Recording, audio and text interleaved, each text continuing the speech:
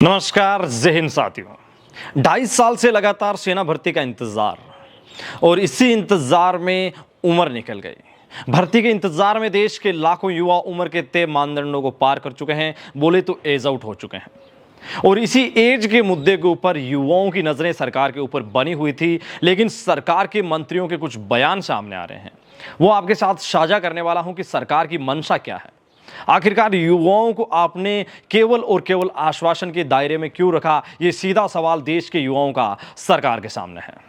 एक अपडेट सामने आ रही है, वो आपके साथ शेयर कर रहा हूं और उसके पश्चात सरकार के इस बयान के ऊपर सरकार की रक्षा राज्य मंत्री जी की ओर से उम्र के फैसले के ऊपर जो बात सामने आई है वो उसके ऊपर हम जरूर चर्चा करेंगे। लेकिन सबसे पहले उनके द्वारा सेना भर्ती में उम्र में छूट के ऊपर जो बयान दिया गया है उसकी क्लिप आपके साथ साझा करते हैं। साथियों, ये जो बयान सामने आ रहा है ये रक्षा राज्य मंत्री जी का है। एक अखबार के माध्यम से उन्होंने कुछ बातें कही है। देहरादून से एक खबर आ रही है और इसका शीर्षक आपको बहुत ज़्यादा निराश कर सकता है। इसमें लिखा है कि सेना भर्ती में आयु सीमा में नहीं मिलेगी छूट। रक्षा राज्य मंत्री बोले तो रक्षा मंत्री जी के बाद में रक्षा के मामलों में सबसे बड़ा अगर मंत्रिमंडल का पद है तो वो यही है। इसमें साफ तौर पे लिखा हुआ है कि देश में भर्ती जल्द शुरू होने के तो संकेत हैं, लेकिन उम्र में छूट नहीं मिलेगी। लिखा क्या है कि देश में 3 साल से स्थगित सेना भर्ती जल्द शुरू हो सकती है। रक्षा राज्य मंत्री अजय भट्ट ने इसके संकेत दिए हैं। मंत्री ने यह भी स्पष्ट किया कि कोविड की वजह से भर्ती के लिए युवाओं को आयु सीमा में छूट नहीं मिलेगी। क्या लिखा है? मंत्री जी ने यह भी स्पष्ट किया है कि कोविड की वजह से भर्ती के लिए युवाओं को आयु सीमा में छूट नहीं मिलेगी। दून पहुंचे रक्षा राज्य मंत्री ने कहा कि सेना में भर्ती कोविड के हालातों के सुधार होते ही होगी। उन्होंने कहा कि कोविड के हालात में जब सुधार होगा तभी होगी। उन्होंने कहा कि कोविड कम हुआ है लेकिन पूरी तरह खत्म नहीं हुआ है। कोरोना की वजह से भर्ती के लिए आयु सीमा में छूट के सवाल पर उन्होंने कहा कि युवाओं को भर्ती के लिए उम्र में छूट की ज़रूरत ही नहीं है। इसके साथ साथ उन्होंने लिखा कि सेना में जीडी के लिए 21 वर्ष उम्र है, टेक्निकल के लिए 23 साल, जेसीओ के लिए 21 से 27 और युवाओं को इसके अलावा एजुकेशन हवलदार के लिए 20 से 25 साल। मंत्री जी ने प्रदेश में वर्ष 2020 में आयोजित अल्मोड़ा और पिथौरागढ़ बीआरओ भर्ती रैली की लिखित परीक्षा की तिथि घोषित नहीं होने का मामला भी संज्ञान में होने की बात कही है। साथ साथ वहाँ के जिला कल्याण सैनिक बोर्ड है, उन्होंने भी इसके संदर्भ में युवाओं की जो मांगे है उसके ऊपर मंत्री जी से चर्चा की है। रक्षा राज्य मंत्री अजय भट्ट जी का यह बयान आपने जरूर देखा है। इस बयान में 3 मुख्य बातें कही गई है। सबसे पहले कि कोविड काल में युवाओं को उम्र में छूट नहीं मिलेगी और यह भी कहा है कि कोविड पूरी तरह खत्म नहीं हुआ है, जब पूरी तरह खत्म होगा तभी भर्ती होगी। आखिरकार कैसे खत्म होगा कोविड? देश में सभी तरह के एग्जाम हो रहे हैं। यहां तक अगर राजस्थान राज्य की बात करें तो 26 लाख युवा बैठने वाला एक एग्जाम कंडक्ट हो सकता है, तो फिर केवल 2600 युवा बैठने वाला सेना भर्ती का एग्जाम क्यों कंडक्ट नहीं हो पा रहा है? यह सबसे बड़ा सवाल मंत्री जी के सामने हमने लिखित मौखिक तौर पे इससे पहले भी रखा है और आज भी इस वीडियो के माध्यम से रख रहे हैं। आखिरकार देश के युवाओं को आपने इस स्थिति में क्यों बनाए रखा? उन्होंने ये इस बयान में ये भी कहा है कि युवाओं को उम्र की छूट की जरूरत नहीं है। मंत्री जी, आखिरकार आपने कहां इस जरूरत को महसूस किया है? उन परिवारों से पूछिए जिनके चिराग सेना भर्ती की आंच में बुझ गए, इस इंतजार की आंच में बुझ गए। आपने उन दर्द को अगर महसूस किया होता तो जरूर आप इस मुद्दे के ऊपर भी इस बयान देने से हिचकिचाते। साथ साथ उन्होंने कहा है कि सेना भर्ती में भर्ती होने के लिए युवाओं को उम्र में खूब मौके मिलते हैं, जीडी में 21। तो साथियों, इसमें आप भी जानते हैं कि 18 से 21 3 साल का मौका मिलता है, 3 साल से भर्तियां नहीं हो रही है।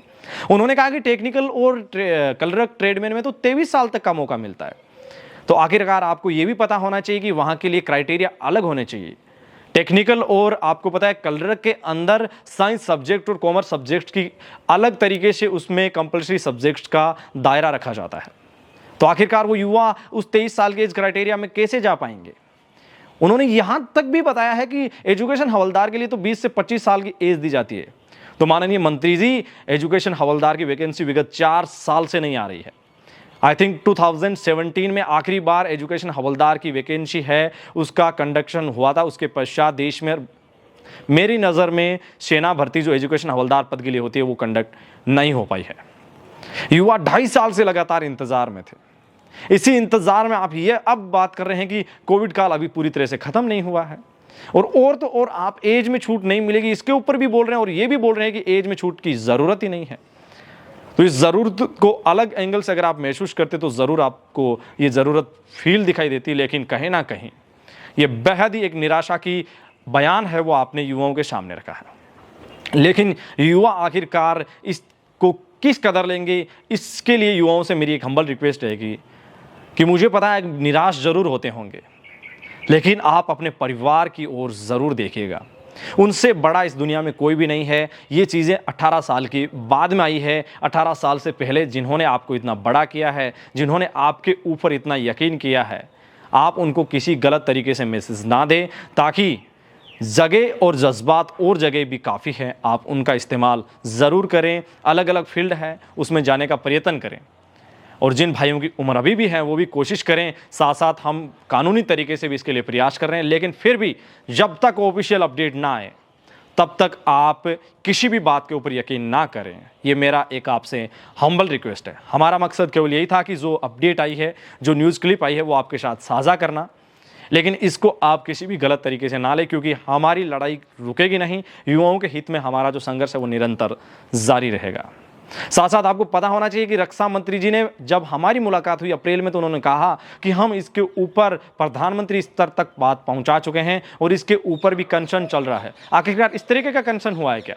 ये बेहद ही निराशाजनक है। लेकिन युवाओं को कहना चाहेंगे कि आप हौसला और जुनून बनाए रखें। हर जगह आप अपने हौसले और जुनून की अफजाई कर सकते हैं।